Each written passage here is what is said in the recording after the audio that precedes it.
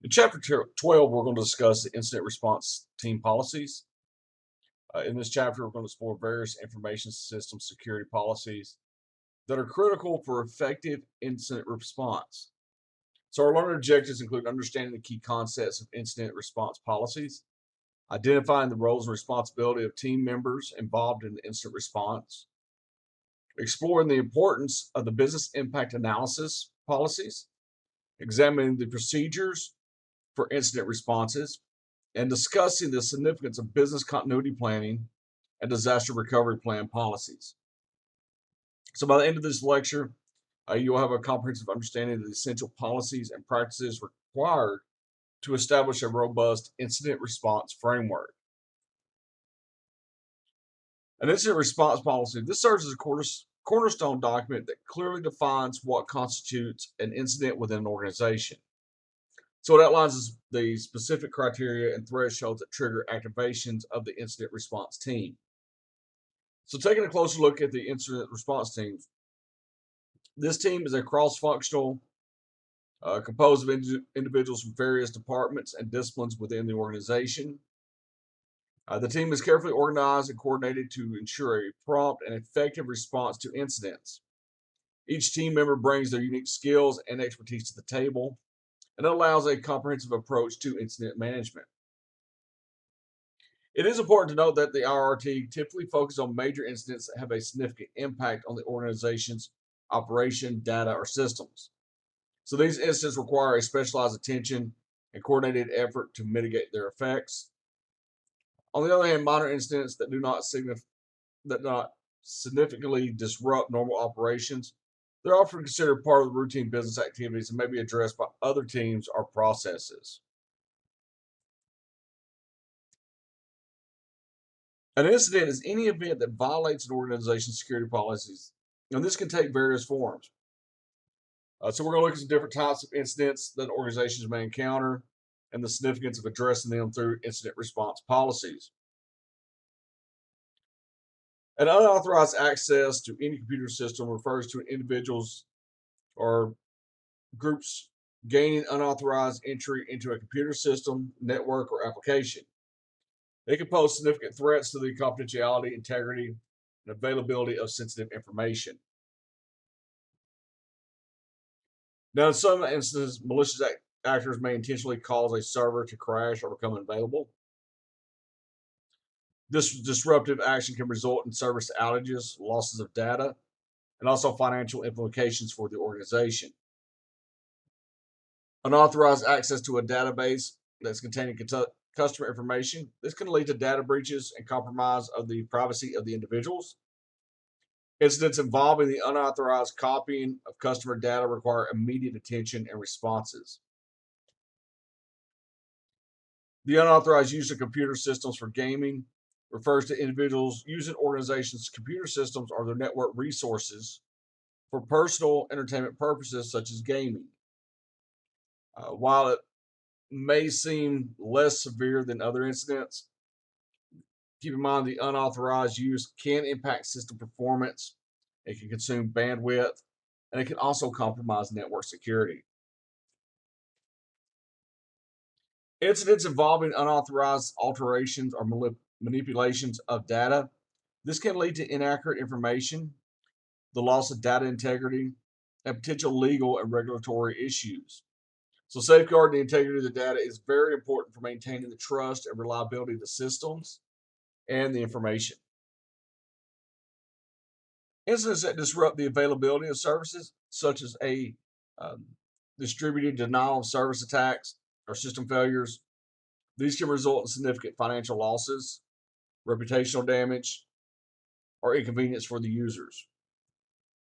You want to have prompt incident response. This is something that's necessary to minimize the impact and restore the services effectively.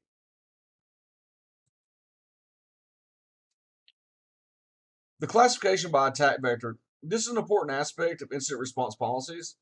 So, by categorizing incidents based on the specific attack vector, the organization can gain a deeper understanding of the potential risk and develop targeted mitigation strategies.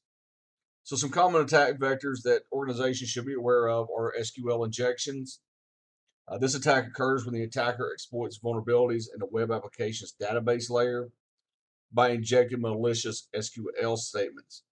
So it can lead to unauthorized access, data breaches, or even complete system compromises. Inadequate network segmentation. This can allow attackers to move laterally within the network, gaining access to sensitive systems and data. So the proper segmentation is crucial to contain and isolate potential incidents, also to prevent other attacks or further damage. Attacks involving malicious code or malware, these can have devastating effects on an organization's system and the data. So this includes viruses, worms, ransomware, and other types of malicious software that can disrupt the organization's operations. It can steal information, or it can cause system failures. The insecure remote access methods. These are things such as weak passwords, unpatched vulnerabilities, or misconfigured remote desktop services. These can provide entry points for unauthorized individuals. So it is very important to implement secure remote access protocols and then regularly monitor and audit remote access activities. Now, weak security measures in wireless networks, these can expose organizations to risks such as unauthorized access, eavesdropping, or interception of sensitive information. Implementing strong encryption, robust authentication protocols, or regular wireless security assessments, these are very important to protect against wireless based incidents.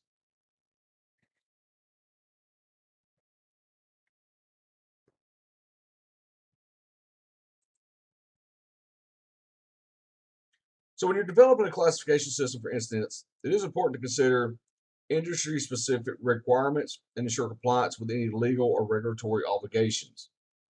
So, some suggested classifications systems that assess the threat level and differentiate between major and minor incidents. Um, you can have your categories based on the threat level. So, you have like your malicious code, this instance involving the introduction or execution of malicious software. It's like I said, this is viruses, worms, ransomware. This can compromise the system or the data integrity. A denial of service. These incidents can disrupt or impair the availability of systems, networks, or services. And they're often through overwhelming the target with excessive traffic or resource consumption. Incidents where unauthorized individuals gain access to system, networks, or sensitive information without proper authorization is your unauthorized access. And then inappropriate usage or incidents related to the misuse or abuse of resources, violations of the acceptable use policies, or unauthorized activities that may not directly cause harm but still pose a risk to the organization. You can also use classification of major versus minor. So, major incidents are those with a significant impact on the organization's operations, assets, or reputation. Now, the determination of whether an incident is major or minor is based off the risk it poses to the organization. So, factors such as the extent of the damage, potential for data loss or compromise, disruption of critical services, or regulatory compliance violations that can help assess the severity of the incident. So, by employing these classification systems, organizations can prioritize incident response efforts, they can allocate appropriate resources, and implement targeted mitigation measures based on the nature and the severity of the incident.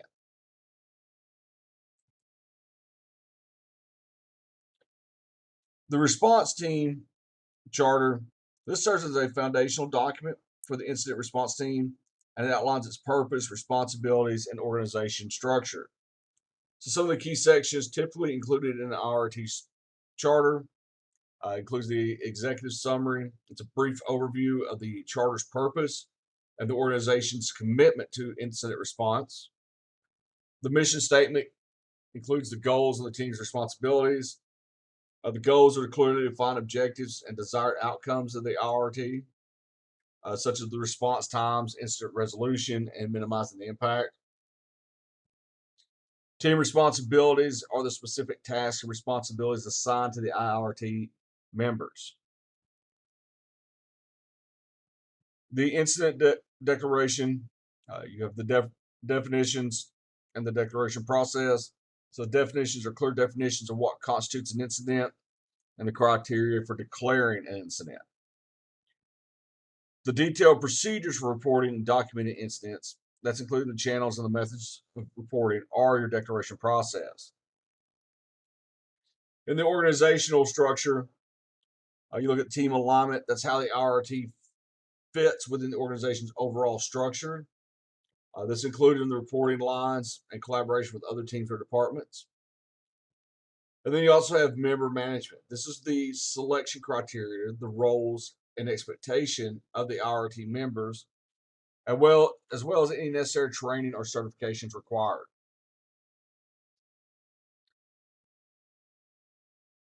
In the roles and responsibilities for team members, it's detailed descriptions of the roles and responsibilities of individual team members. This includes incident handlers, investigators, communication coordinators, etc., as the members.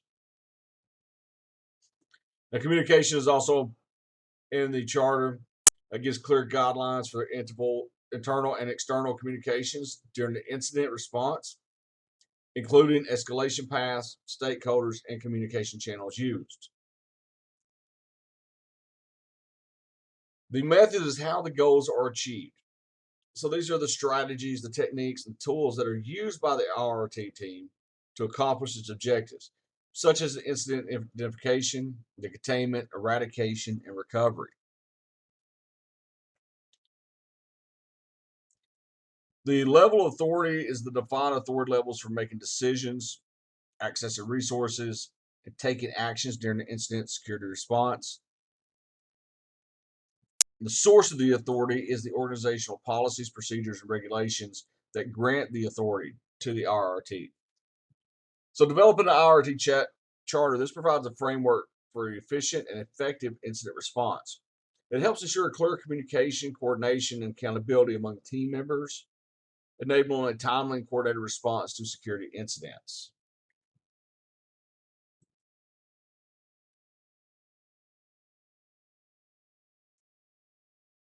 The on-site response, that section of the charter defines the responsibility and authority of the on-site response team. So they have full authority to take immediate action to contain and mitigate the breaches at the location where the incident occurred. Their primary focus is on-site incident response activities. The support and role section will outline the role of the supporting team, which provides technical assistance to the on-site response team. So they offer their expertise, guidance, resources to help that on-site team in effectively addressing the incident. The supporting team works closely with the on-site team to ensure that it is a coordinated and efficient response. Now, the coordination section emphasizes the coordination aspect of the incident response process. So it's going to highlight the role of the coordination team, which is responsible for coordinating and managing the efforts of several local teams involved in the incident response. The coordination team ensures effective communication, collaboration, and information sharing among the various teams to achieve a unified and comprehensive response. So we'll look at some common IRT members. Um, you'll have the information technology subject matter experts. These individuals possess deep technological knowledge and expertise in various areas of information technology. And they're going to play a crucial role in analyzing and mitigating technical aspects of the security incidents. The information security representatives, they represent the information security team and provide expertise in managing and responding to security incidents. They ensure that the appropriate security measures and controls are in place during the incident response. The human resource representative brings an understanding of the personnel related matters and assists in managing any employee related issues that may arise during the incident response. These include things such as the policy violations or employee communications. The legal representative provides guidance on legal and regulatory aspects related to security incidents. They ensure that the incident response activities align with the applicable laws, regulations, and contractual obligations. Now, your PR representative, your public relations representative, manages external communications and public perception during and after a security incident. So they play a very important role in protecting the organization's reputation and managing media inquiries. The business continuity representative focuses on the continuity of the business operations during and after a security incident. So they contribute to the incident response efforts by ensuring that essential business functions are maintained and that the recovery plans are executed effectively. The data owner is responsible for overseeing the protection and handling of specific data assets. They provide insights into the data's importance, sensitivity, and potential impact during the incident response. Now, management plays a vital role in incident response by providing overall leadership, decision making, and support of the IRT. So they ensure that the necessary resources are allocated and strategic decisions are made to address the incident effectively.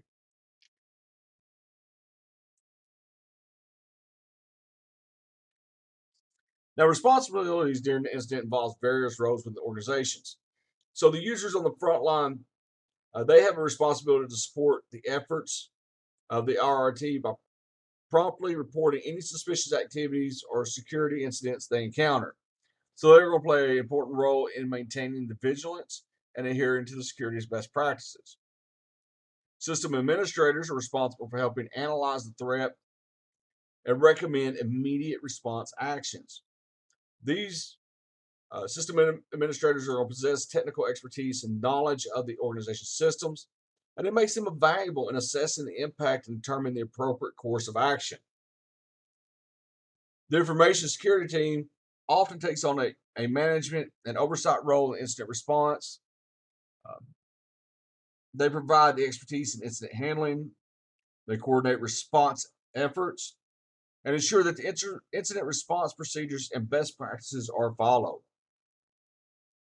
Now, management provides the authority and support for the IRT, so they play a key role in decision making, resource allocation, and ensuring that the necessary support and cooperation are provided to the incident response team.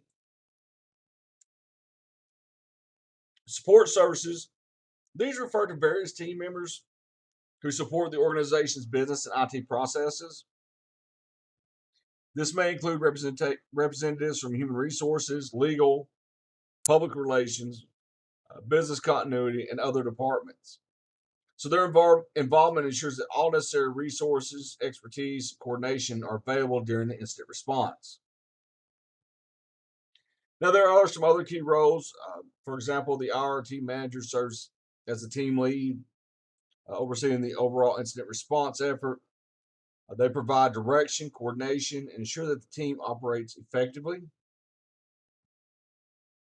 The IRT coordinator is responsible for documenting and tracking all activities during the incident, maintaining clear records, and assisting in the communication coordination among team members.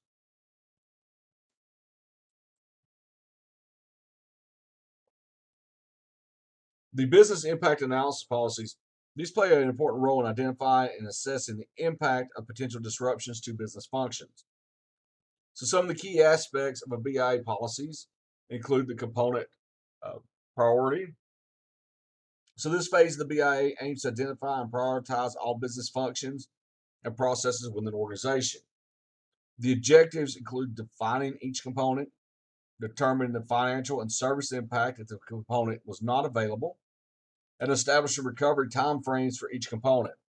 So this helps in the understanding of the critically of each component and prioritize recovery efforts accordingly.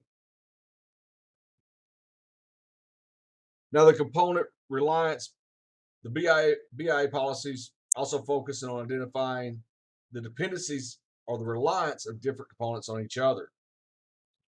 This helps in the understanding of the interconnectedness of various business functions and ensures that the recovery efforts address these dependencies appropriately.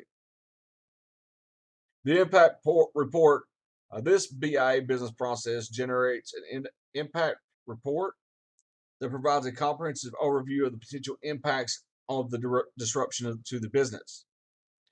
So this report includes recommendations and integration points to the IRT's process. validating the findings of the BIA report, creating a consensus of the report's findings and recommendations, and serving as a foundation for other assessments and planning efforts. Now, the BIA process also serves as a starting point for educating individuals um, who are key to the recovery process. So, by understanding the impact of disruptions and recovery time frames for different companies or different components, key individuals can be prepared and trained to make appropriate actions during an incident.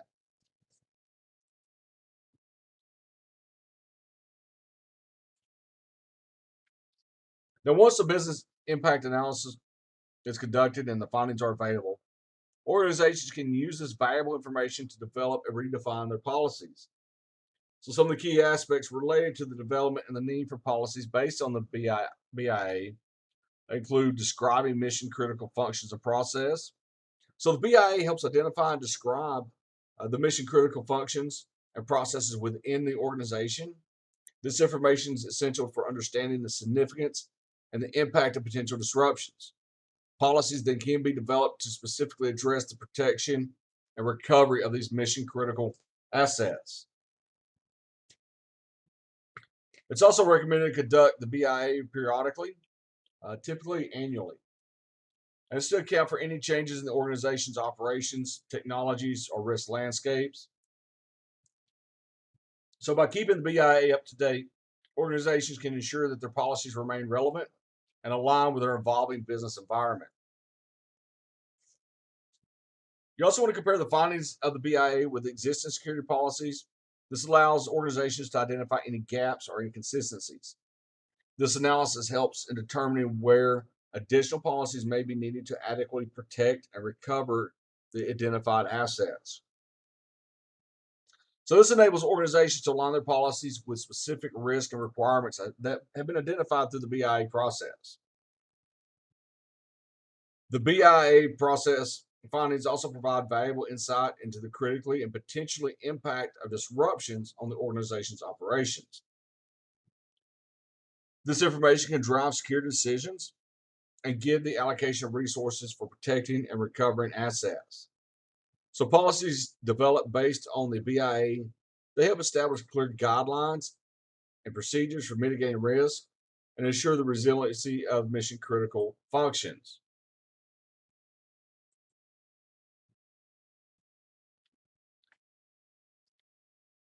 Now, discovering an incident, this is a critical step in an incident response.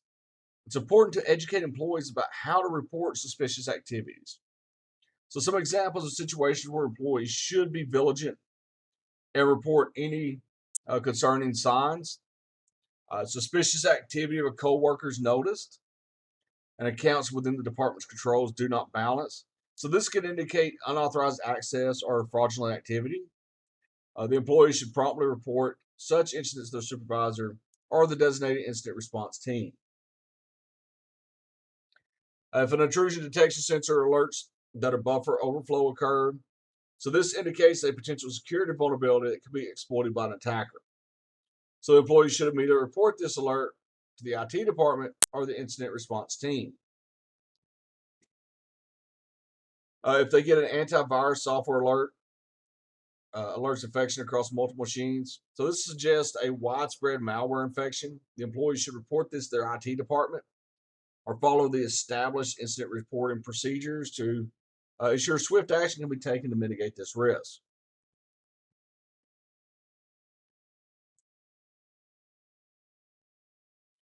If the users start complaining of slow access, this could be a system of network or system compromise. So employees should report that issue to the IT department, provide details about the affected systems, and any unusual behavior that they may have observed. If the system administrator sees a file name with unusual characters, this could be an indication of a potential malware presence or a suspicious file. So that system administrator should report those findings to the incident response team or the appropriate security personnel. Now, if the system administrator sees an unknown local account on a server, this would be something that would raise concerns about unauthorized access or maybe privilege escalation. So system administrators should report this discovery to the IT department and investigate further to determine the origin and the purpose of that account. Now, if they find that the logs on the server are found to have been deleted, this could be an attempt to cover tracks and hide unauthorized access or activities. So the system administrator or IT personnel should report this incident immediately to preserve evidence and initiate incident response procedures.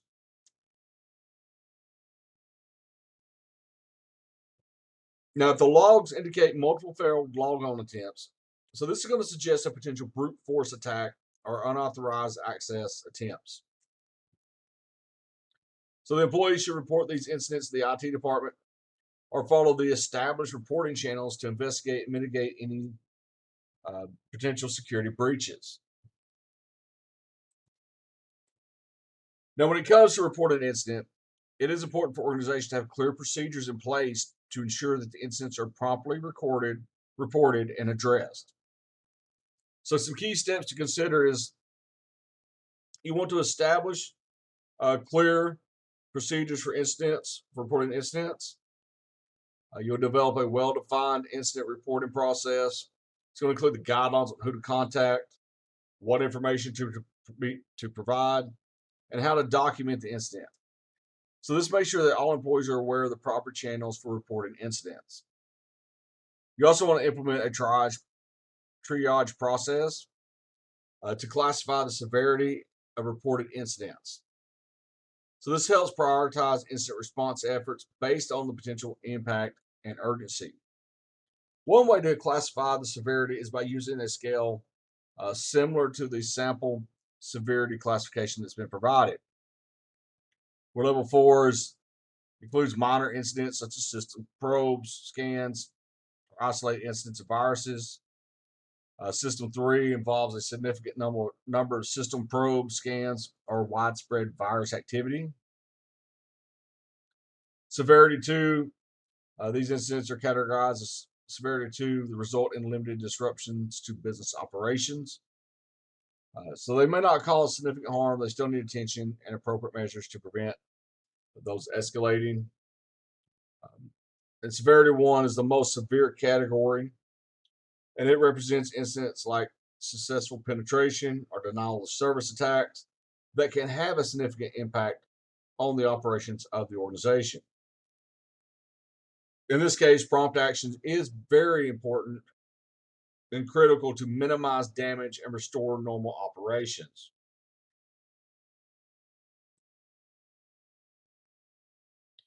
Now, containing and minimizing the damage during the incident, this is a critical step in the incident response process. So, some key actions to consider once the attack has been identified and classified by the incident response team, it's important to contain it promptly. So, this involves either isolating the affected system or networks to prevent further spread of the attack and to minimize the impact. And also, based on the nature of the incident and severity, the RRT team must make informed decisions about the necessary action to take. So this may include implementing security controls, applying patches or updates, disabling compromised accounts, or taking other measures to mitigate the attack.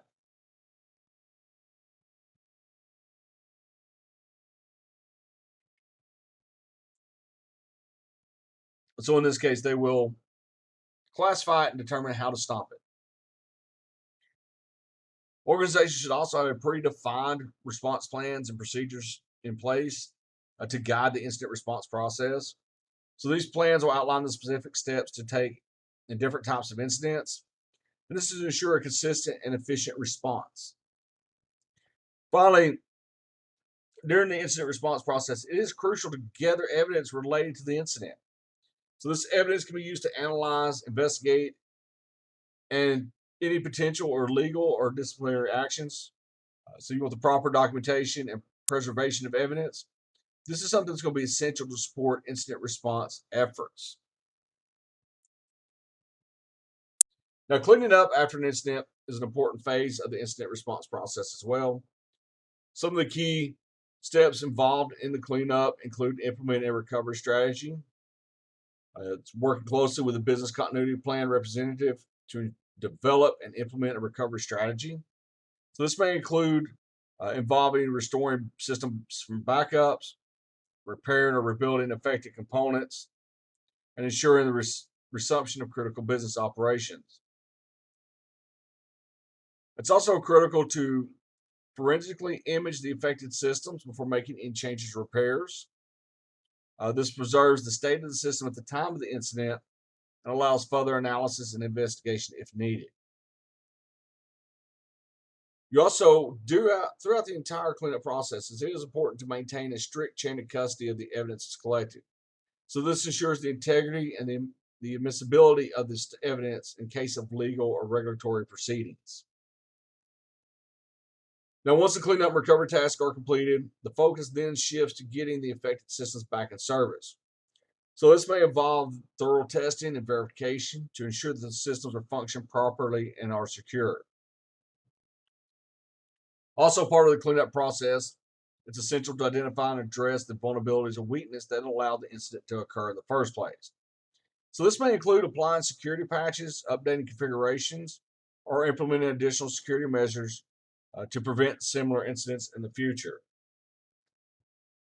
Now, once all this is done and after the cleanup, it's recommended to implement additional monitoring and security controls to validate that the systems have been hardened and also to detect any potential recurrence of the event. So, this ongoing monitoring helps ensure the ongoing security and integrity of the systems.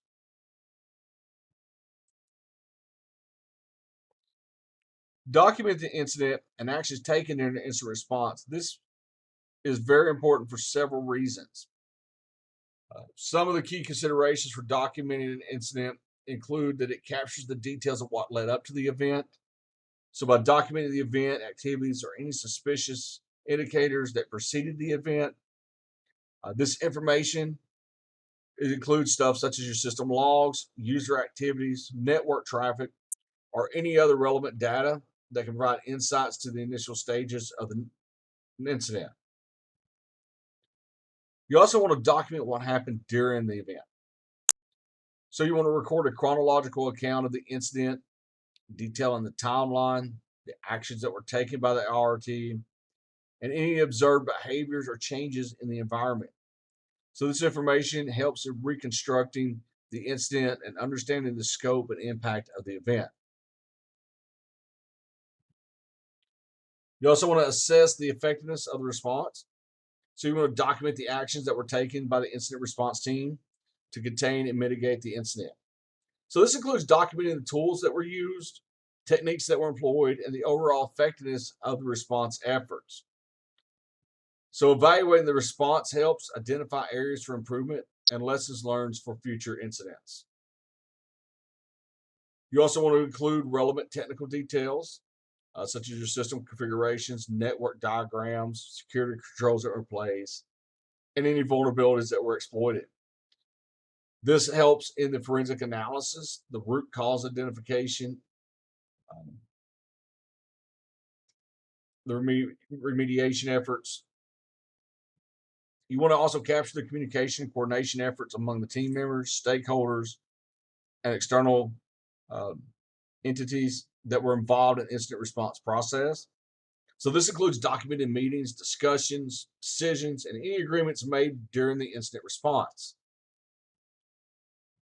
You also want to ensure the accuracy and confidentiality.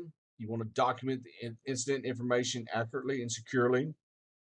You want to make sure that you adhere to any legal or regulatory requirements. So it's important to handle sensitive and confidential data appropriately, following established data protection and privacy guidelines.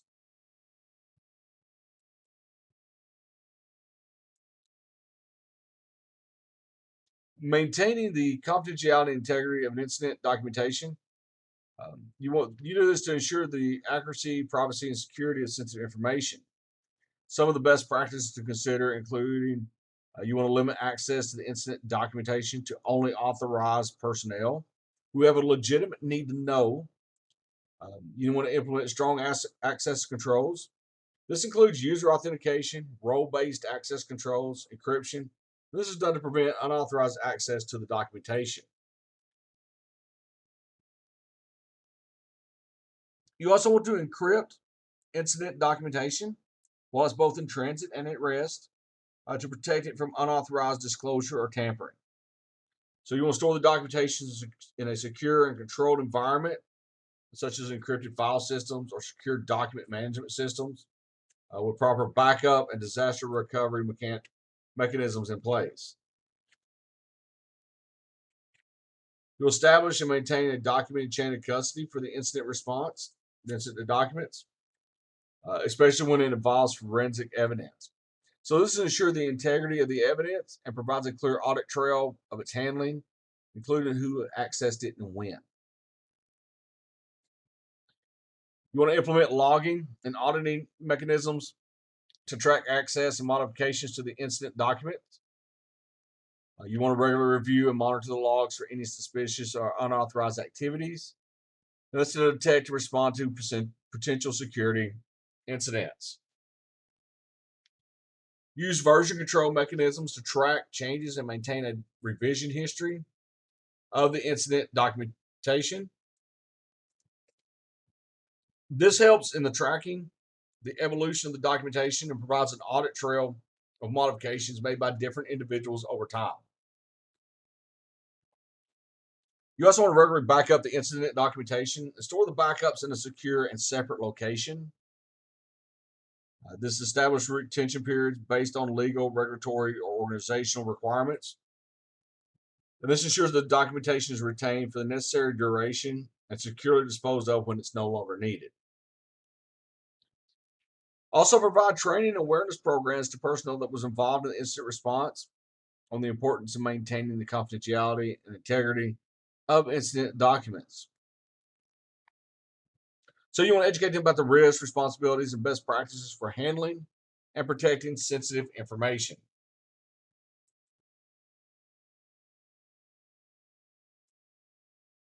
Now, in analyzing the incident and response, um, this is something that helps you understand the nature of the attack, identify the vulnerabilities, and implement necessary controls to prevent further incidents. So, some of the steps to facilitate the analysis is you want to determine who the attacker is. So, you want to investigate and gather evidence to identify the source or the identity of the attacker. So, this may include involving the network, examining the network logs, system logs, intrusion detection systems, or conducting forensic analysis. And if possible, you want to analyze the attack tool or malware that was used in the incident. So this can provide further insights into the attacker's methods and techniques. This enables better detection and preventions in the future.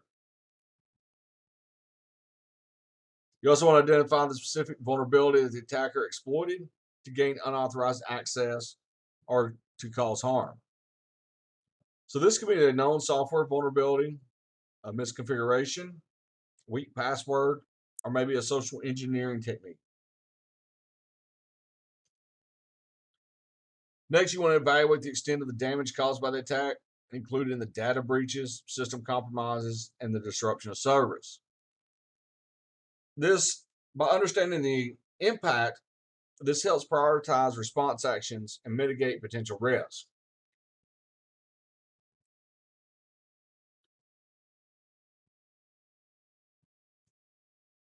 Then, based on the analysis of the incidents, you determine the controls recommendations to prevent similar attacks from occurring in the future.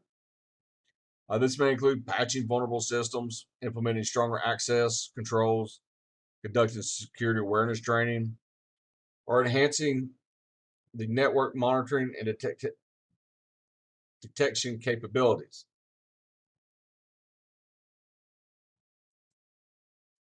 Now, to facilitate analysis, it is essential to follow these additional steps. You want to update your network diagram and inventory. You want to maintain an up to date network diagram and inventory of the systems, applications, and devices. So, this provides a clear understanding of the network infrastructure and aids in identifying potential attack vectors. You want to conduct a comprehensive assessment of your network to understand its topology, traffic patterns, and communication flows. So, this helps identify abnormal or suspicious activities during an incident. You also gain a thorough understanding of the organization's critical business processes, dependencies, and information flows. So this knowledge enables better assessment of the impact and lets you prioritize the of incident response efforts.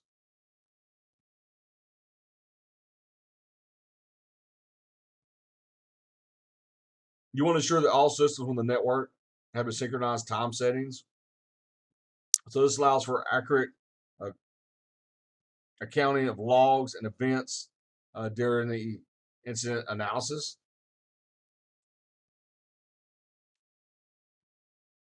You want to centralize and correlate logs from various systems and applications to identify patterns, any anomalies, or indicators of compromise. So this helps in piecing together the timeline of the incident and understanding the attack chain. Finally, you want to maintain a repository of known threats, attack techniques, and vulnerabilities. So this knowledge base serves as a valuable resource for incident analysis, and it aids in identifying the trends or recurring patterns of the attacks.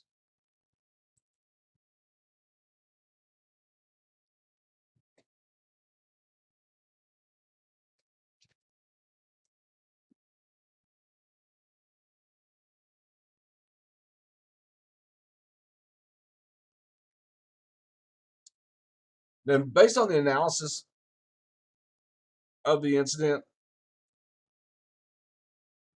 um,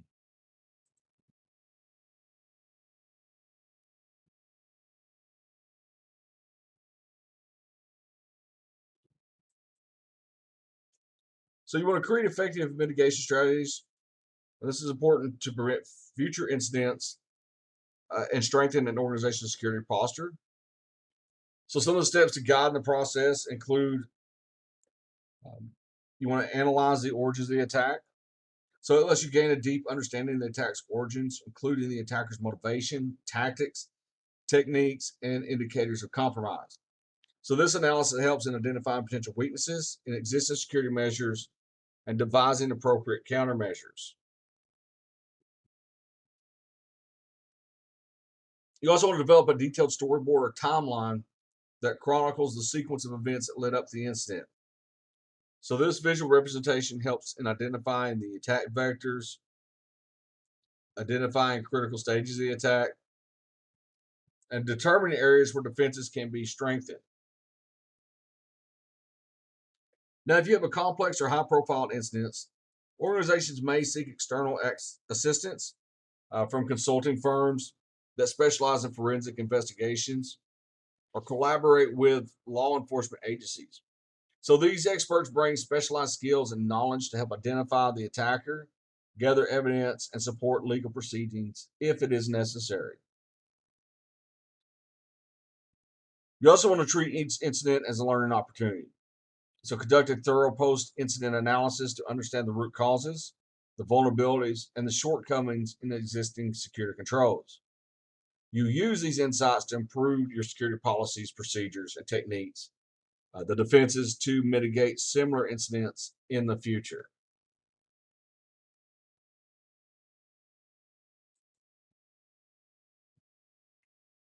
Now, after an incident has been analyzed and mitigated, it's crucial to document the findings and recommendations in the final incident report. This report provides a comprehensive overview of the incident and serves as a reference for future improvements. Some key elements to include in the final report is you want to describe the initial entry point or attack vector that allowed the incident to occur. You identify any specific vulnerabilities or weaknesses that were exploited by the attacker. You want to provide a detailed analysis of those vulnerabilities that were leveraged during the incident. So this information helps in understanding the areas where security controls need strengthening. You want to explain the method or tools that were used to detect the incident, highlight any improvements or recommendations for enhancing detection capabilities. You evaluate the effectiveness of the incident response process and the actions taken to contain, mitigate, and recover from the incident. So identifying these strengths and areas for improvement in the response effort. Also propose long-term solutions and recommendations to prevent similar incidents in the future. So this may involve implementing additional security controls, enhancing security awareness and training, or conducting regular assessments and audits. Also, it's important to meet with key stakeholders, such as your management, your IT teams, and any relevant departments to review the key points and recommendations of the incident response. Now, this discussion allows for deeper understanding of the incident and facilitates decision making regarding necessary changes or improvements. Finally, organizations should use the lessons learned from the incident to improve their incident response process. So, this can involve updating incident response plans, conducting training and exercises, refining communication channels, or continuously evaluating and enhancing security measures. When it comes to handling the media and deciding what to disclose after an incident, the role of public relations departments is very, very important. Some of the items to consider is that the PR department takes the lead in communicating the incident to the media and affected individuals and organizations. So they should provide accurate and timely information to ensure transparency and maintain the trust. Now, in the event of the incident, misinformation or rumors may circulate that can potentially harm the company's reputation. So the PR department plays a vital role in addressing and correcting any inaccuracies by providing clear and reliable information. Press releases are commonly used to uh, spread this information about the incident. So these statements should be carefully crafted, focus on the facts, the impact of the incident, while also assuring stakeholders that the situation is being addressed. And it's very important for organizations to have a well defined incident communication plan in place. This includes the guidelines for the PR department on how to effectively manage media relations during and after an incident. This plan should outline the key messages, the spokespersons, communication channels, and strategies for addressing any inquiries from the media. The IRT management plays a crucial role in determining the level of disclosure after an incident. The IRT management, they must find the right balance between disclosing sufficient information to maintain transparency and protect the affected parties, while also safeguarding sensitive information that could further compromise security. The IRT management should also collaborate closely with the PR and legal departments to determine the appropriate level and extent of the disclosure. There are legal considerations such as compliance with privacy laws that should guide the decision making process. Also, depending on the nature of the incident and any applicable laws and regulations, organizations may have obligations to notify individuals or regulatory bodies. So, the IRT management should work in conjunction with legal and compliance teams to ensure the compliance with the relevant requirements. It's also important to consider the potential impact on the organization's reputation when determining the extent of the disclosure. Now, transparent and responsible communication can help mitigate reputational harm, and it can demonstrate the organization's commitment to addressing the incident. You also want to avoid cover ups. So, any attempting to conceal or cover up an incident, that's something that's going to be highly discouraged. It can lead to additional harm, it can erode the trust, and it may be even illegal in certain jurisdictions. But prompt, honest disclosure is generally the best approach for handling incidents.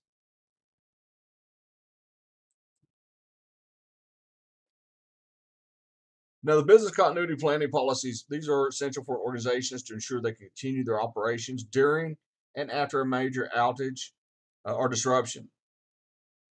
Some items to consider when developing a BCP policies. The policy should clearly state the organization's requirement to create and maintain a business continuity plan. So this includes assigning ownership and accountability for the development, implementation, and maintenance of the plan. Policies should provide guidelines on how to build an effective business continuity plan.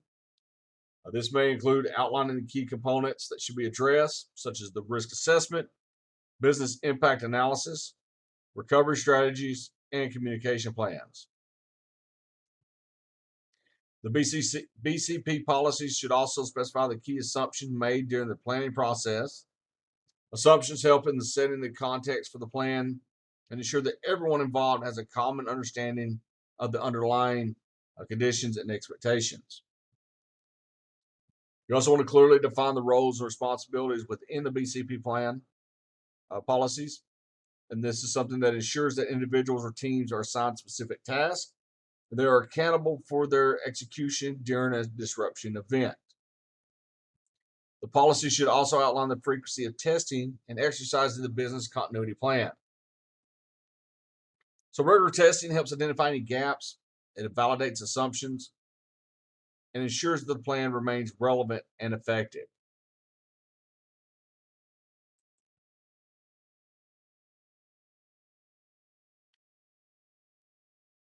Now, these policies should specify the individual or teams responsible for creating and maintaining the BCP plan.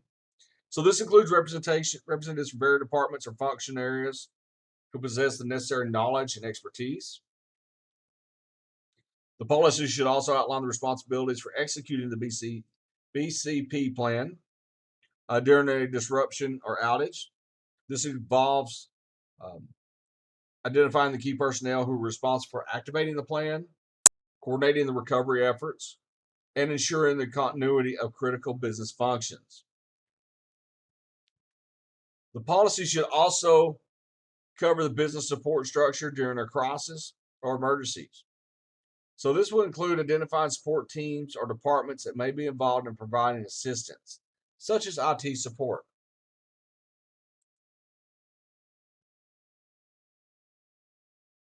The relationship between the business impact analysis, the business continuity plan, and a disaster recovery plan are crucial for effective continuity planning. So let's look at how these elements are interconnected. The BIA is conducted to identify and prioritize critical business functions, processes, and assets. So it assesses the potential impact of disruptions and helps determine the recovery requirement for each. The BIA drives the requirements for developing the BCP, Business Continuity Plan, which then outlines the strength and the strategies and procedures for maintaining and quickly resuming critical business operations during and after a disruption. This includes the contingency plans, any contingency measures, communication protocols, and recovery strategies. The BCP is developed based on the findings and priorities that were identified in the BIA. Now, the disaster recovery plan, this focuses specifically on recovering the IT assets and infrastructure following a major outage or disaster.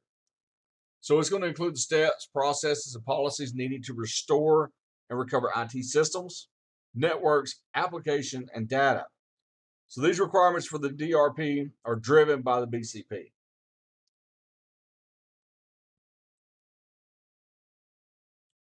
In dealing with the losses of systems, applications, or data availability, the business impact analysis and the business continuity plan play essential roles.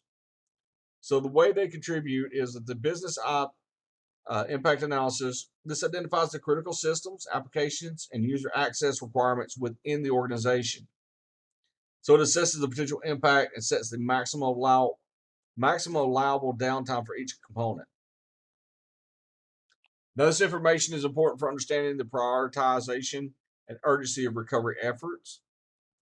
So the BIA also helps determine the recovery methods and techniques that should be employed to restore these services, systems, and applications within the defined downtime limits. The BCP provides the detailed procedures and protocols for maintaining and recovering critical business functions.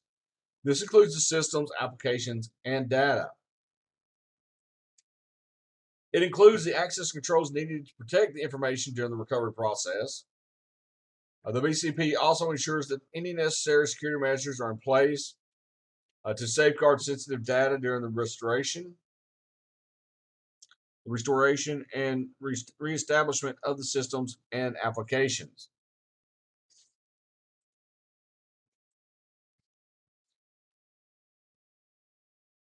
The response and recovery time objectives policies are important for establishing the timeline and prioritizing the recovery for recovering business processes after an outage or downtime. So, some of the key points related to the RTO policies based on the business impact analysis include the recovery time objective. That's a defined time frame in which a business processes should be recovered after an outage or downtime. So, it represents a maximum allowable downtime for a particular business process. Now, by setting an RTO, organizations can ensure the critical processes are restored within a specific period. And that minimizes the impact on organizations and fulfilling business continuity requirements. The measurement and recovery time policies include how it includes the measurement of how quickly individual business processes should be recovered. So this involves assessing the complexity, dependencies, and how critical each of these processes are to determine the appropriate recovery timeline. Now, by quantifying the recovery time, organizations can prioritize their efforts and allocate resources effectively during the recovery phase. Excuse me. The recovery point objectives. These policies often include a discussion on these policies specify the maximum acceptance level of data loss from the point of disaster or incident. So it determines the frequency of the data backups, ensures that the data is restored to a consistent and usable state during the recovery process.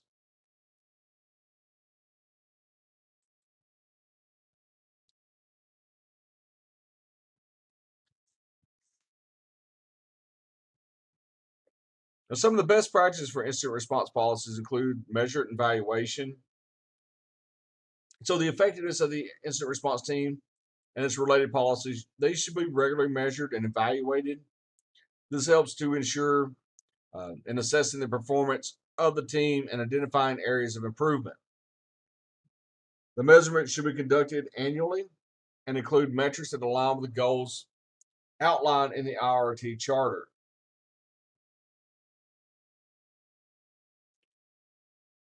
The results of these measurements should be published annually, allowing stakeholders to review the process and effectiveness of the incident response efforts. As a comparison to the previous year's measurements, these can provide insights into trends and improvements over time.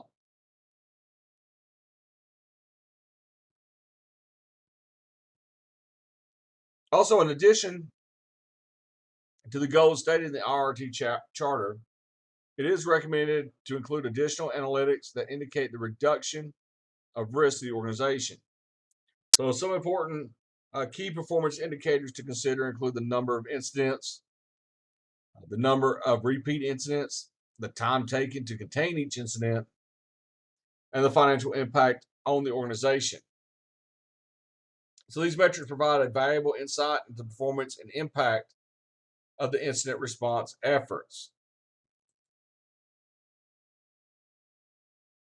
The disaster recovery plan policies, these are important components of an organization's preparedness for recovering from significant incidents.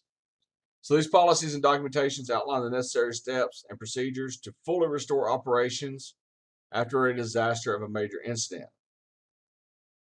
So some of the key points about disaster recovery plan policies is that the development of the disaster recovery plan is driven by the business impact analysis and the business continuity plan. The BIA helps identify critical systems and applications. The BCP outlines the access controls and protection measures needed during recovery. So these assessments inform the requirements and priorities of the DRP. A comprehensive DRP addresses not only the technological aspects, but also the people and the process aspects of recovery. So it includes procedures for relocating personnel, alternate work arrangements, restoration of essential processes, The DRP should also ensure that the organization can recover from all critical components required to resume normal operations.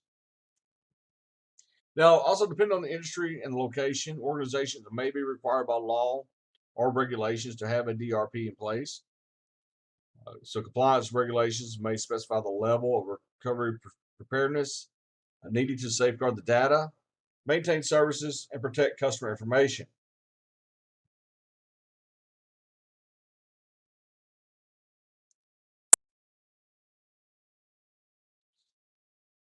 The disaster declaration policy is an important component of a comprehensive business continuity and disaster recovery program. So to establish the procedures and guidelines for activating the business continuity plan and or the disaster recovery plan when either a disaster or a major incident occurs. Some key points about the DDP. Um, this DDP outlines the process for initiating the BCP or the disaster recovery plan in response to a disaster or incident. It's going to specify the criteria and conditions that must be met to declare a disaster and activate the plans. This is done to ensure a clear and consistent approach to decision making during critical situations. The DDP also defines the roles and responsibilities of individuals involved in assessing and declaring a disaster. So it outlines the specific duties and authority of key personnel, such as an incident response team, emergency management team, or a decision makers that have been designated. So this ensures a coordinated and efficient response to the incident.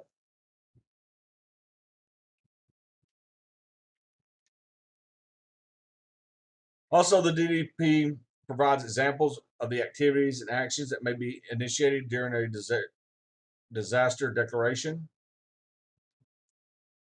This includes emergency notification to personnel, stakeholders, strategic vendors, activating alternate sites for business operations, establishing an emergency control center, arranging transportation and housing for personnel, and releasing pre-positioned assets or resources to support the recovery effort.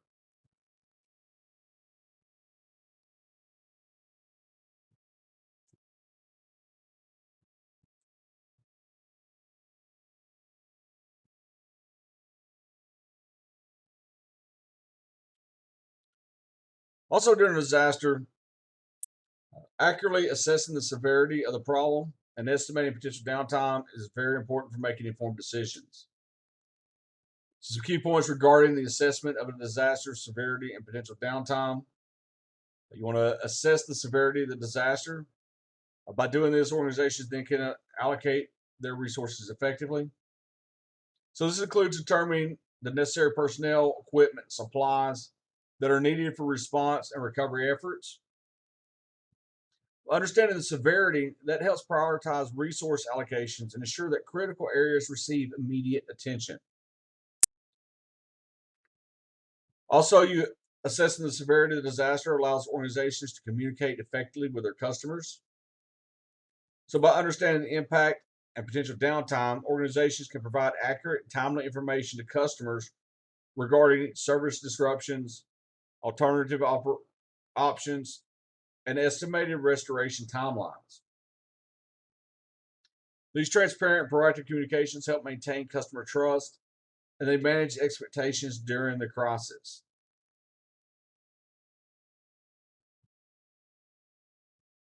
Also, assessing the severity of the disaster allows organizations to communicate effectively with their customers. Um, with this,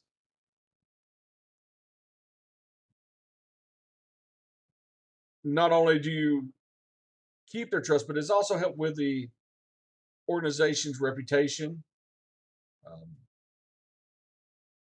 with that transparency.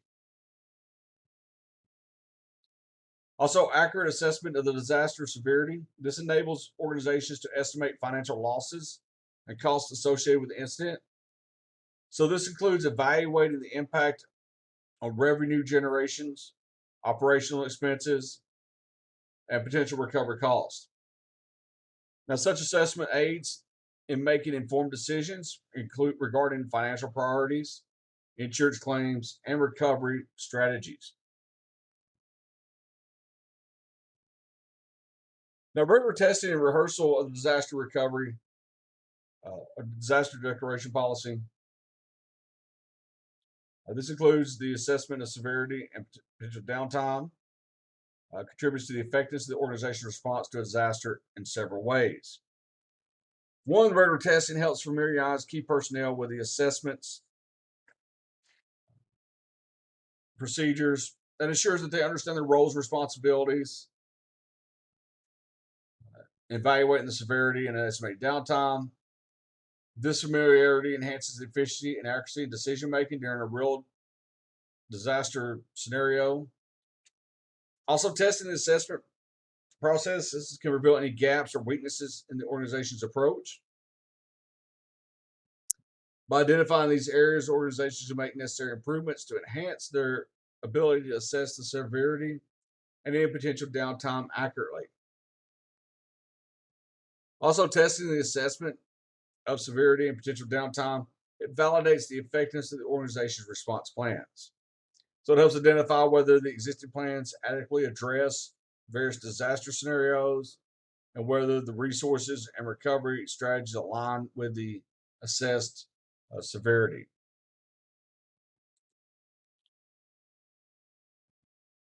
So, Chapter 12, as we finish up, we've talked about the incident response policies, how they define the framework for responding to security incidents, and outline the roles and responsibility of team members, escalation procedures, criteria for activating an incident response team, and guidelines for handling different types of incidents. We've also talked about the team members and their responsibilities, the business impact analysis policies, procedures for an incident response, the step-by-step actions taken during the incident response. We discussed the business continuity policies and how they provide guidance for creating a plan to ensure the continuation of critical business operations in the event of a major outage or disruptions. And finally, we talked about the disaster recovery plan policies and how it focuses on the recovery of IT assets after a major disaster or outage. So there are just policies and documentations needed to recover the systems, applications, data. It considers the people, the processes, and technology. And the DRPs are driven by the BIAs and the BCPs.